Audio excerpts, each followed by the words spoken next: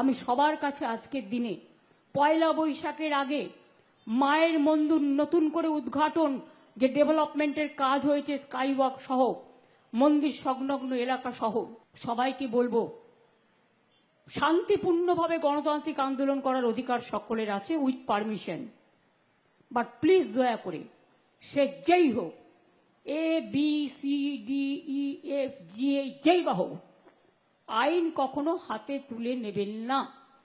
আইনের জন্য তো আইনের রক্ষক আছে, আইনের ভক্ষক তো দরকার নেই।